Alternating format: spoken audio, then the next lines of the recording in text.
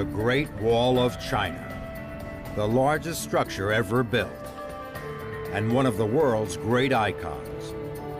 We're going to follow it on foot. We'll walk across burning deserts, climb high into the mountains, and venture into China's furthest, most inhospitable reaches. We'll meet the people who live and work along the most remote, but perhaps the most romantic stretch of the wall. This is the China the tourist rarely sees. The China of ancient tradition. We'll get to the heart of it on Walking the World.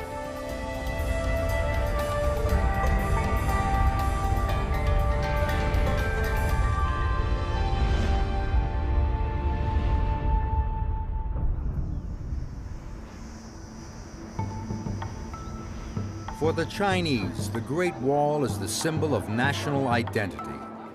It's everywhere you look. It's on T-shirts and stamps. It's on every tourist visa. It's the symbol of the National Police Force. The Great Wall pickup is China's most popular brand.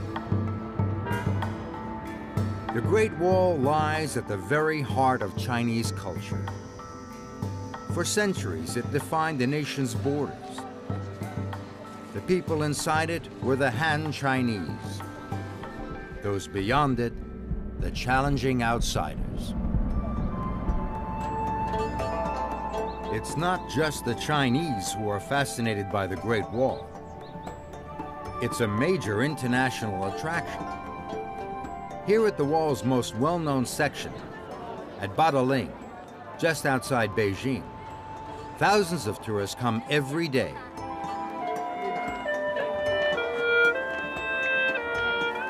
For the visitors, this is the very essence of the Great Wall. Except it's not.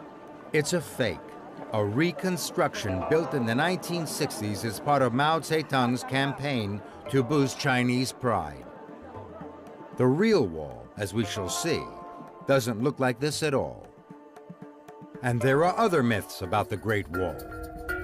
For one thing, you can't see the wall from space, at least not with the unaided eye. In October 2003, China's first astronaut, Yang Liwei, announced, "The Earth looked very beautiful from space, but I did not see our Great Wall." For another thing, there's not one single continuous wall. The Great Wall is in fact a series of barriers built up over 2,000 years in many different places. Nobody can say just how long the Great Wall is. New sections are still being discovered. So far, a total of nearly 4,500 miles of wall have been identified. Now that's a long walk, though some have done it. But we're going to walk a single section, one of the oldest, remotest, and least visited. It's also one of the most challenging. This is a walk for people prepared to take a risk, and who really like it hot and dry.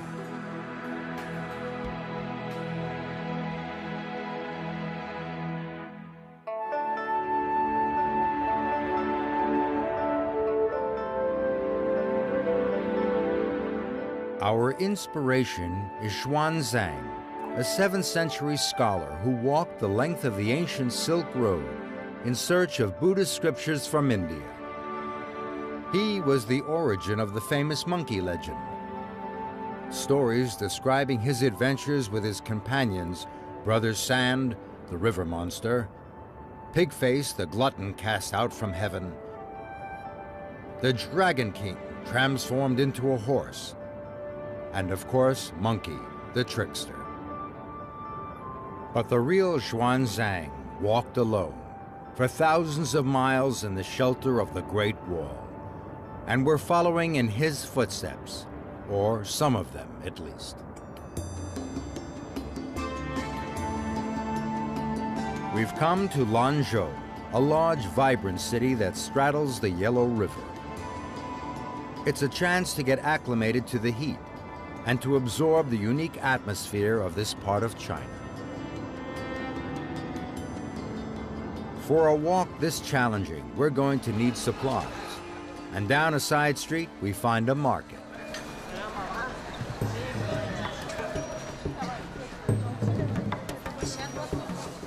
It's not immediately obvious what everything is.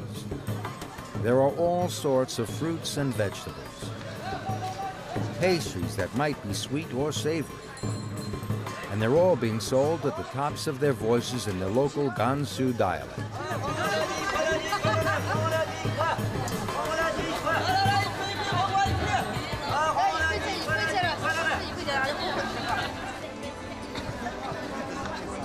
There are even potato chips. And crowding into the market a wide variety of people, including the Muslim minorities who live all along the Silk Road.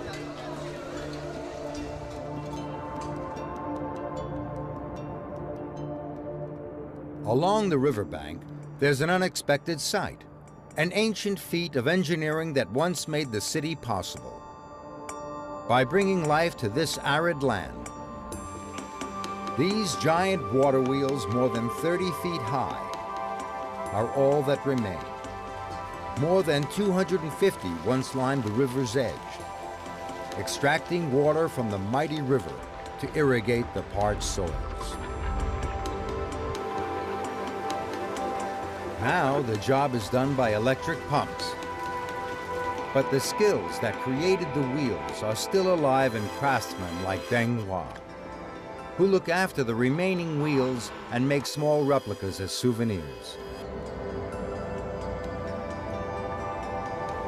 Just along the riverbank, what looks like a panel of blow-up pigs turns out to be a sheepskin raft. Niu Chang is one of the few remaining Yellow River raftsmen. But there's no time for a ride. It's time to leave Lanzhou and meet the first real challenge of our walk. Tomorrow, we'll be heading out into the desert. We'll get our first sight of the oldest section of the Great Wall. And from now on, water so plentiful here will be our biggest luxury.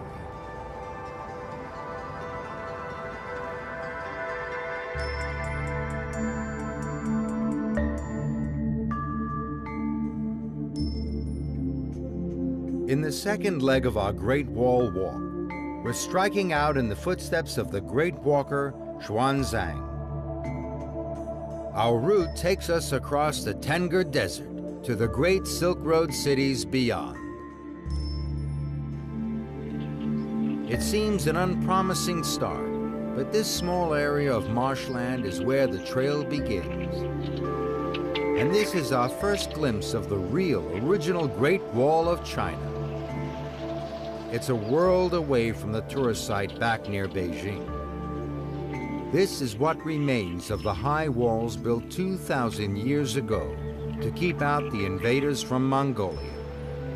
There has been no attempt to restore or even preserve it. The trail through the marsh is a gentle beginning, but just beyond lies the desert, and that's a different matter. In the shifting sands of the desert, there's no clear trail. In places, the wall itself is all but buried. We have to pick out a path for ourselves, staying as close to the wall as possible. Fortunately, the towers that punctuated the wall still reach above the sands, marking out the route as the wall marches ahead.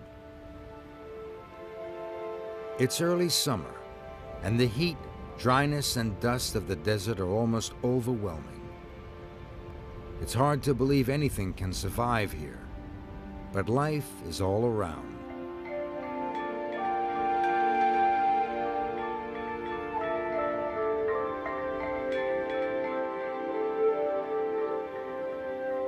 Further into the desert, the sand dunes reach up to 30 feet high. This is the classic desert landscape. To walk through it is an unforgettable experience. A string of camels completes the picture. Once this was the only way for Chinese merchants to trade with Central Asia and Europe beyond.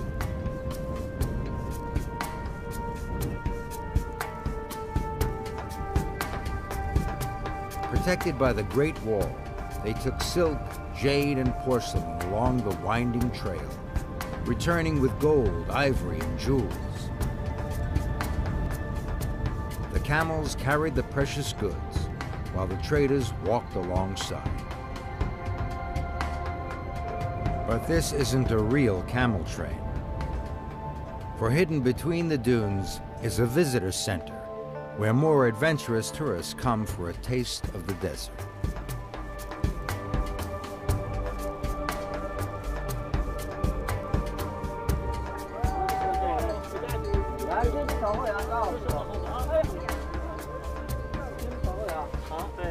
These are Bactrian camels with 2 humps. They're native to this part of China, although in 2002 there were just 950 of them roaming wild.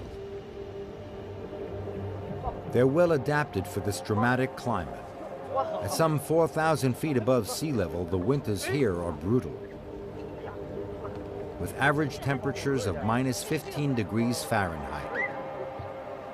The camels grow a shaggy coat to protect them.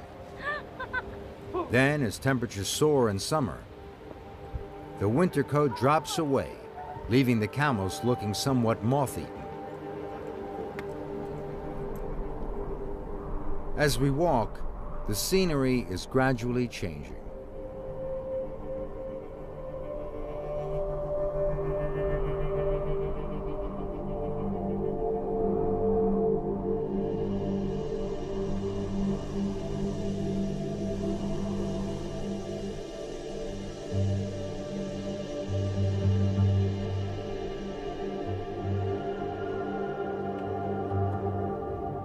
Seeking refuge from the heat, we head for a Buddhist temple built right onto the Great Wall as a resting place for travelers. Next to it, a shepherd has brought his sheep into a small patch of shade. Around us, the sand dunes are giving way to stones and scrub. There are small hillocks scattered across the landscape. According to the shepherd, they're the graves of local people, his kinsmen, who by custom are buried out in the desert.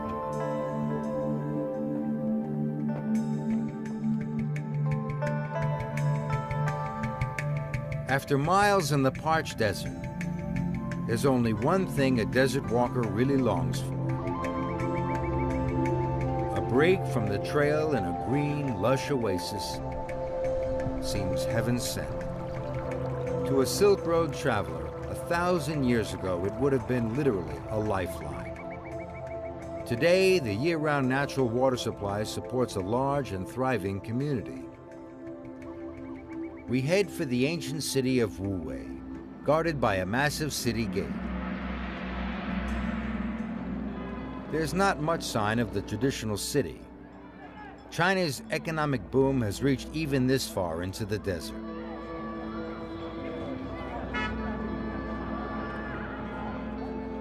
We're arriving on a Saturday afternoon. The town square is where everyone gets together.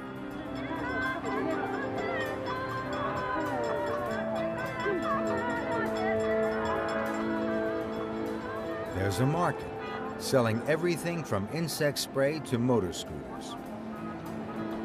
The giant statue is a familiar symbol throughout China, but it has a special significance here. The original 2,000-year-old statuette was found in Wuwei. For lunch, we've come to a specialty food market in search of a local variation on a Chinese favorite: hand-stretched noodles. Madame Sun and her well-drilled team are producing what's known as the 3-package meal. It's part cooking, part theater. Somehow, the noodles never, ever touch the ground. The noodles go into a soup. Part 2 of the package is a plate of sliced meat. Part 3, the tea that goes with it. While the others prepare the meals, Madame Sun encourages customers to come to her all-woman stall. It's better than the competition, she says. They're pretty much all men, and what do they know about cooking? The legend goes that Marco Polo, on his travels along the Silk Road, discovered these noodles and took them back to Italy, where they called them spaghetti. And if the three-package meal doesn't appeal, you can always take your meat in a sandwich, a burger, Gansu style. Gansu has more surprises. At the end of this nondescript street is a gateway leading to a hidden treasure, the Haizang Buddhist Temple. A painting here commemorates Xuanzang, who passed through here 14 centuries ago on his epic walk to India. It's said that he spent a whole year here, and it's easy to see why. The temple, with its well-tended grounds, is still a haven of peace within the busy modern city, an oasis within the oasis.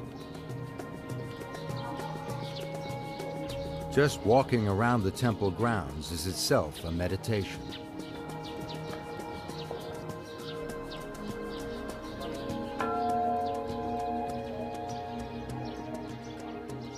Towards the back, a group of craftsmen is using a traditional method to restore the temple.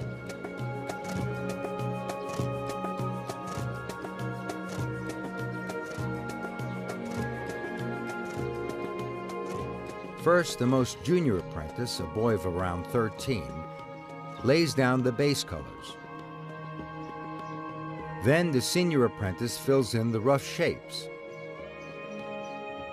Finally, the master paints in the details. This is how it's been done for hundreds of years. For the painters, it's a form of devotion in itself.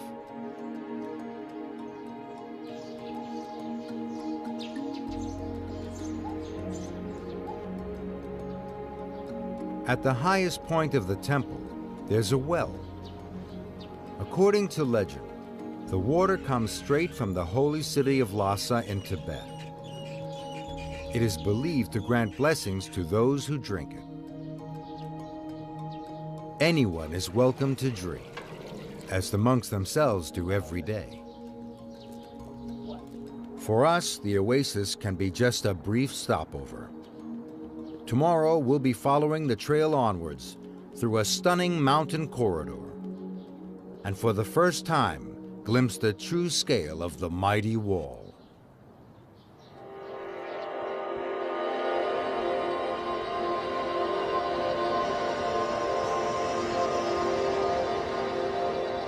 Leaving the oasis city of Wu Wei, we follow the Great Wall upwards into one of its most magnificent stretches, the Heshi Corridor. It's a sliver of China squeezed between the high plateaus of Tibet and Mongolia. The wall still has gaps, but here we begin to grasp its scale, and a first idea of how it would have looked 23 centuries ago. It marches straight down the middle of the corridor, protecting the Han Chinese farmers from the nomadic Shangu tribes who threatened them and their trade.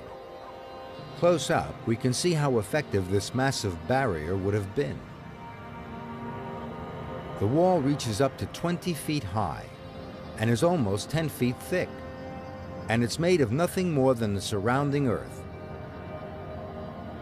Soil that has been compressed to form a structure as hard as stone. During periods of peace, local people used sections of the wall to build their houses. They even made gateways to give their animals fresh grazing. Later, when danger threatened once more, the Ming Dynasty emperors repaired the wall. Most of what we see here dates from then, the 14th century. It feels as if time has stood still. But even here, the modern world is never far away. A new highway cuts straight through an ancient gateway within the wall. It's hard to believe these towers have been standing for centuries. They're made of nothing more than mud. The towers mark a transition. Beyond here lies one of the world's most extreme deserts, the legendary Gobi. It's the hottest and the coldest, and it's one of the highest. The Gobi is one of the greatest of walking challenges. Just looking out across its vast emptiness is awe-inspiring.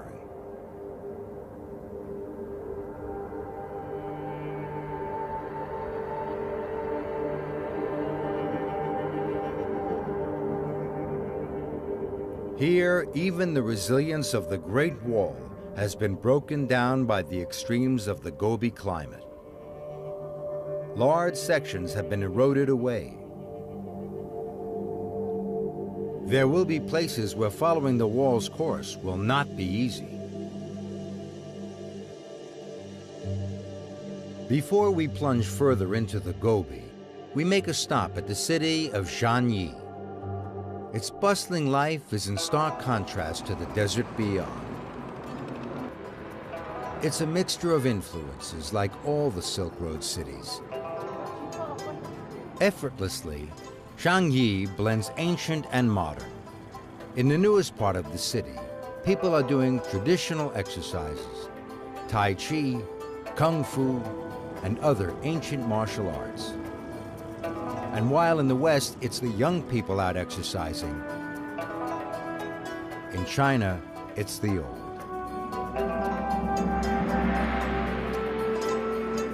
Marco Polo, the famous 13th century Italian traveler, spent time here, drawn by the promise of trade. There's still a flourishing market.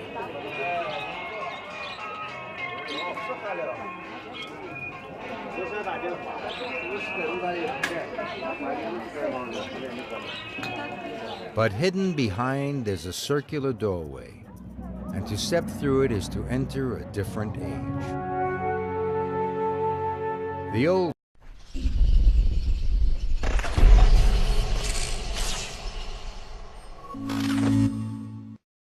town of Xianyi has probably changed little since Marco Polo was here. People live much as they always have in the dusty houses built of desert soil. Round the corner, there's another glimpse of life on the ancient Silk Road. A hostel for merchants and officials from the nearby province of Shanxi. There's even a theater, a distraction from the harshness of life with the camel trains. For us too, Xianyi has been a welcome rest. Tomorrow we take on the Gobi and make a detour to see a very unusual horse race.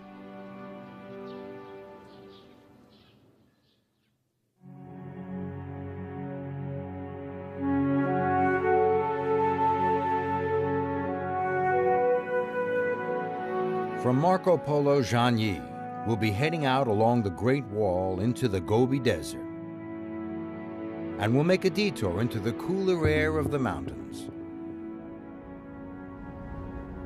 The section of wall we're following is one of the oldest, built and rebuilt from 100 BC right through to the 14th century. On and on it goes, guiding us through stunning, stark vistas. It looks harsh and utterly empty, but not far from here we'll discover that this is an illusion. We're making a detour to a nearby valley of the Qilian mountain range, where we'll see just how much life there is in this seemingly desolate landscape. As we walk uphill, the terrain changes. The going gets tougher as we go higher. The soil is poor. All that grows here is short steppe grass. But it's perfect for the hardy mountain sheep. Where there are sheep, there must be people, and soon they begin to appear. These are Uyghurs, members of one of China's smallest minority groups. For centuries, these rolling uplands have been their homeland. The Uyghur are no longer nomadic, but they still keep livestock, including yaks. Yak milk is a staple food for farming people. The milk is shared between the calves and the family. Yaks don't moo, they grunt. It just shows that these animals aren't exactly cows. One of the strongest Uyghur traditions is to welcome travelers. And we're invited into a tent in the pastures. The Uyghur make tea Tibetan style. It's not a casual affair. Yak milk is stewed with water and tea leaves. Then flour and yak butter are added. The farmer, Guo Chan Tai, and his family don't usually dress so elaborately. They're getting ready to go, like us, for a special day out. From Guo Chan Tai's farm, it's only a short walk to our goal, an open field outside a nearby Uyghur village. There's an annual festival that few outsiders have ever witnessed, the Uyghur horse races. The Uyghur are famous throughout China for their horses. They're larger and therefore faster than Tibetan or Mongolian ponies. For more than 1,000 years, the emperor's army horses all came from here. Faster horses meant more success in battle. In those days, the annual race meeting was the testing ground for both horses and riders. Now it's mainly a social occasion, although competition is just as keen. Already the crowds are growing. It's a sign of the times that in daily life, horses have been largely replaced by motorbikes, which the local people call metal horses. There are only about 14,000 Uyghur all told, but most of them are gathered here today. They're a typical mixed Silk Road people. Their festival clothes reflect cultural backgrounds. Some are pure Uyghur, some more Tibetan in style, and some more Mongolian or Kyrgyz. Guo Chan Tai, who as well as livestock farmer, is also principal of the local school, is leading a group of his school children. The event begins with a parade. People have come from all over the region to take part, and each group has its own riders to support.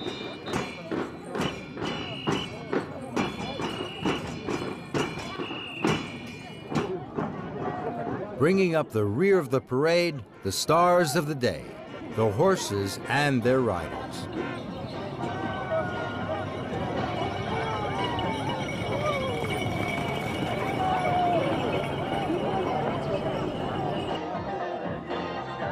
Next, there's a dance display.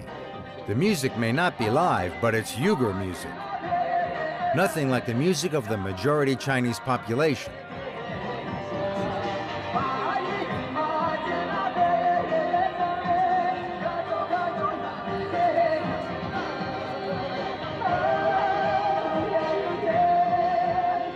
After years of oppression, minorities like the Uyghur are now actively encouraged to keep hold of their traditions.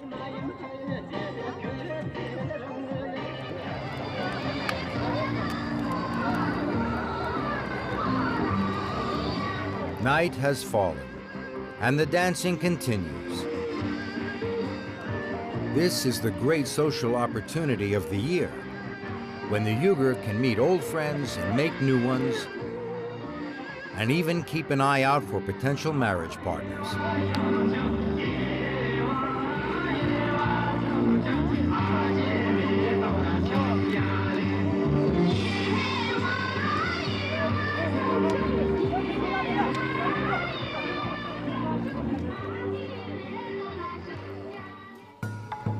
The next day sees the start of the serious business of the festival.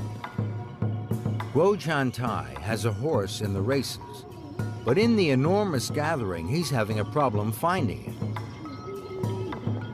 The first race is coming up. The track is watered to try to keep the dust down, though it doesn't seem to work. The spectators support their own riders, but since gambling is illegal in all of mainland China, the main tensions are among the competitors. Guo has found his horse. He doesn't ride in the races anymore.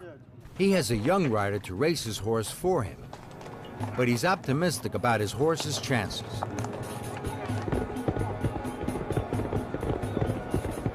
The first race gets underway. These are time trials for later races, and the horses don't gallop but trot, though the pace seems none the slower for that.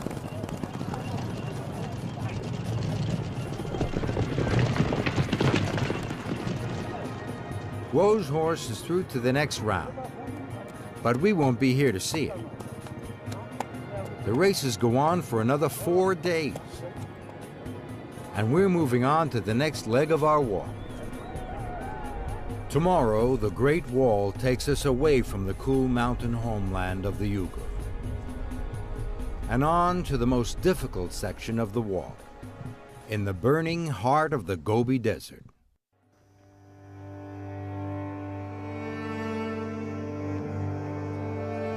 Heading once more towards the Great Wall, we're facing our greatest challenge, the intense heat of the Gobi Desert.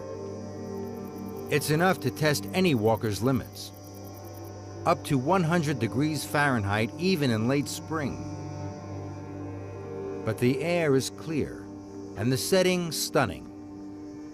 And despite the discomforts, this is a rare, exhilarating chance to experience one of the most extreme places on the planet.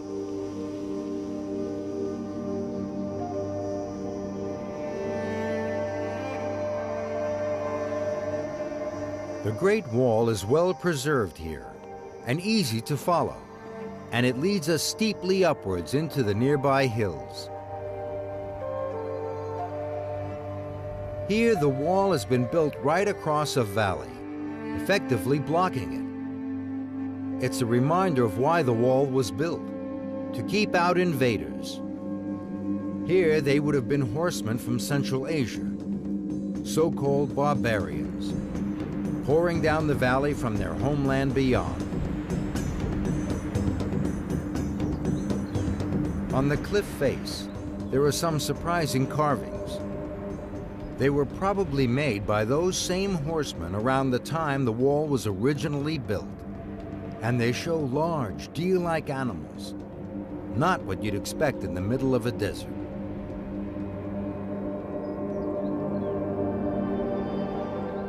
It's hard to understand why the invaders were so eager to conquer this arid expanse. But not far away lies the answer. The most precious commodity in a desert region, an oasis. Without these pockets of water, no one could settle here, and even travel would be impossible. The wall put this oasis firmly on the Chinese side, out of reach of the attacking enemy. The wall looks different here. It's been restored by the Chinese government. On the neighboring section, a local farmer has taken things into his own hands. Virtually alone, Yang Yongfu has restored the towers and wall on an impressive scale. He and his small team use age-old methods that seem to defy modern building theory.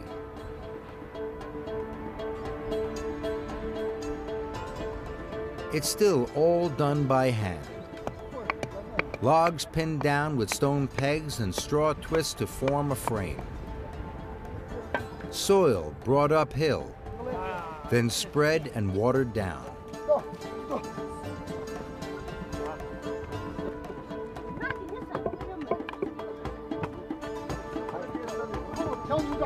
Then tamped down to form a solid structure hard as rock. Finally, the logs are cut away to be reused, leaving a distinctive pattern on the surface of the wall. This was how thousands of miles of wall were built centuries ago. An astounding achievement.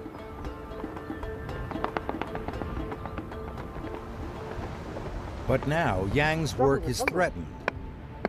There's a national debate about restoration policy on the wall. Current feeling is that this sort of comprehensive restoration is more like replacement, and that it hastens the destruction of the original. Yet, as we've seen so often on this walk, left to itself, the wall inevitably falls into ruin. It's a dilemma as yet unresolved. Yang and his workers come from the village and the oasis below. Their houses are built of earth too. Over the centuries, they've used parts of the wall in their own houses, then repaired the wall when danger threatened. For them, the wall is part of their lives.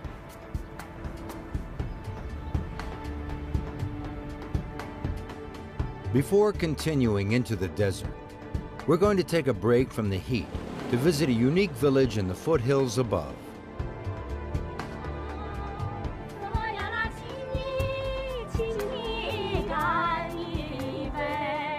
There's an unexpected welcome at the village of Chifang, where our arrival has coincided with a festival.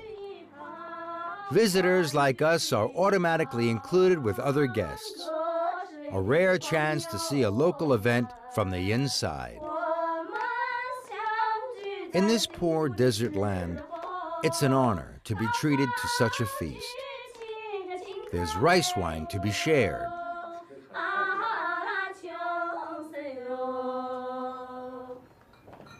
the centerpiece is a whole lamb. The host, the mayor, chooses the best parts for the guests, including the eyeballs.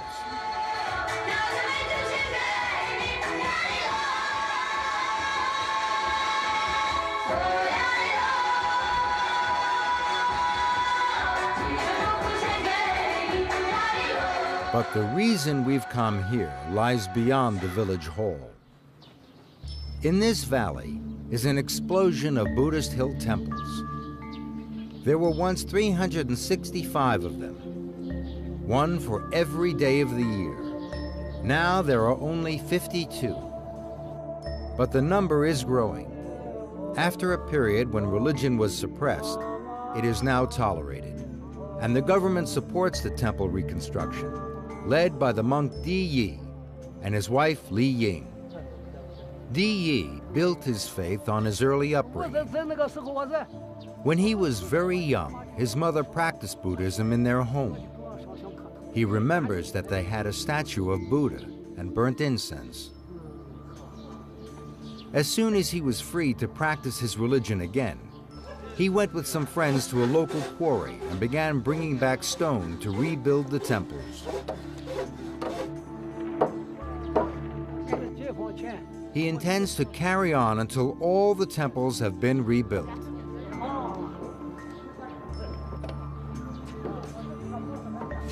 The project is massive. Local monks, revitalized by the resurgence in Buddhist belief, are determined that the valley will once more be filled with hundreds of symbols of their faith. In a nearby cave, there's an astonishing sight. A mass of statues, the 500 apprentices of Buddha.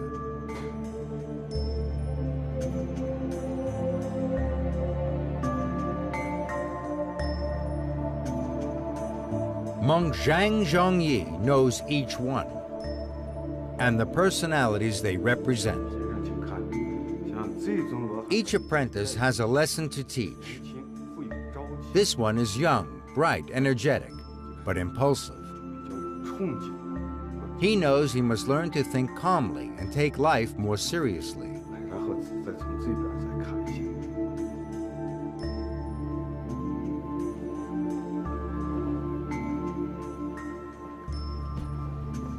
This apprentice is older.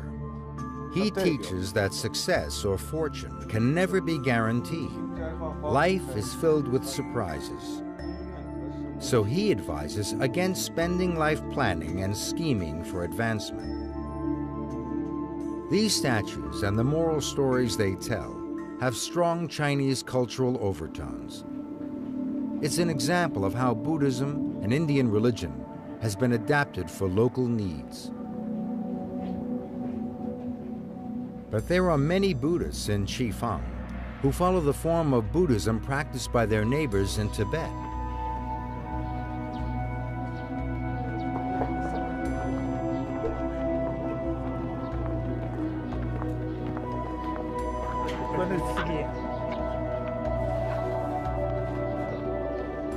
They go to the Wenshu Temple, where they revere this man, Dan Bini Ma, who is believed to be blessed with divine power. The gods are thought to be very much alive here, and this ceremony is designed to bring divine life to a statue. It's a long, elaborate ceremony. Chanting induces a meditative state in the monks. The statue itself is believed to be transformed. In their words, it has its eyes open. Spiritually, it comes alive. Dan Bini Ma wraps the statue and hands it to the man who has brought it to be blessed.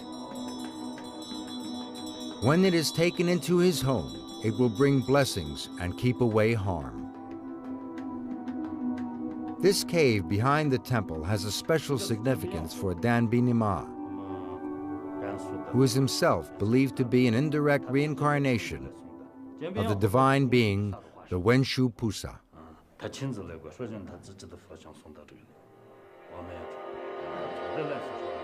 And this cave is the Grand Hall where the Wenshu Buddha first appeared.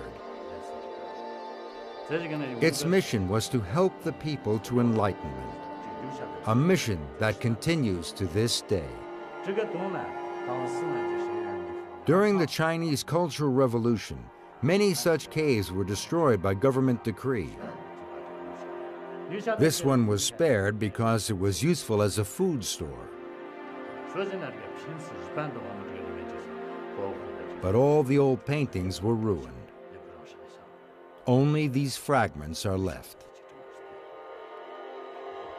In Dan Bini Ma's private chambers, we're taken to see something extraordinary. These venerated objects are human relics, and only Dan Bini Ma himself may touch them. The relics have been donated by relatives of the dead. They're used at funerals to help cleanse the spirit of the departed, and it's believed that the donors will earn extra merit in their next incarnations.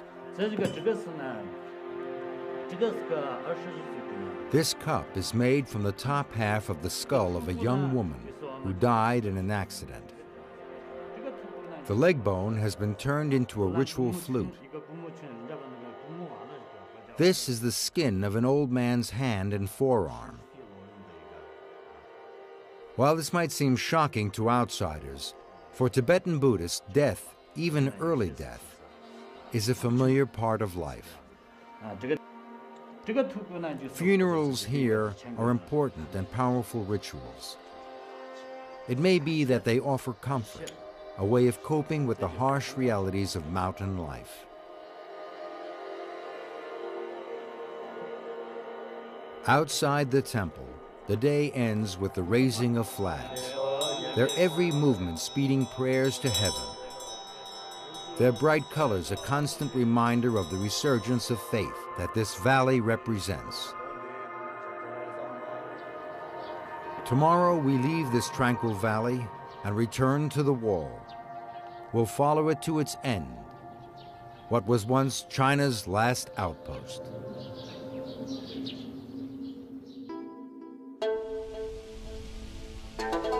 Today we set out along the last arduous stretch of the Great Wall, passing statues of the wandering monk Xuanzang and his group walking on towards India. But as we approach the city of Jiayuguan, the only camels we find are made of concrete. This is a modern industrial city. And here, just outside Jiayuguan, is the last fortress, the final outpost of Ming Dynasty China. This marks the end of the Great Wall. And as a tribute to its importance, the government has rebuilt the fort, just as it once was. Beyond the end of the wall lie the mountains. Then outside China, now an integral part of it, the barrier, once so vital, is needed no longer. We followed the Great Wall along its toughest and most extraordinary section, which few visitors ever reach. But the wall has other moods as it snakes its way through China, and a walker could spend half a lifetime taking in all it has to offer.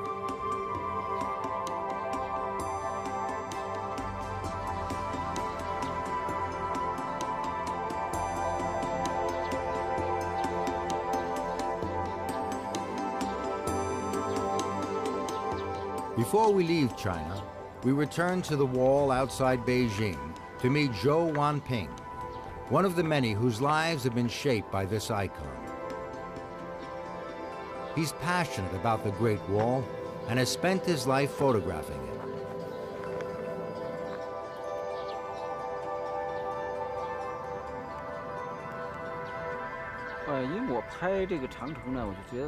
For him, as for many Chinese, the wall is more than an epic feat of engineering. He sees it as a great treasure, passed down through the generations. It represents the spirit of eternity. Yet the wall itself is not eternal. And in many places, while the conservation debate rages, it's slowly but inevitably falling into ruin. Zhou has no doubt that the wall should be preserved. For him, the reconstructed sections are not only valid, but essential.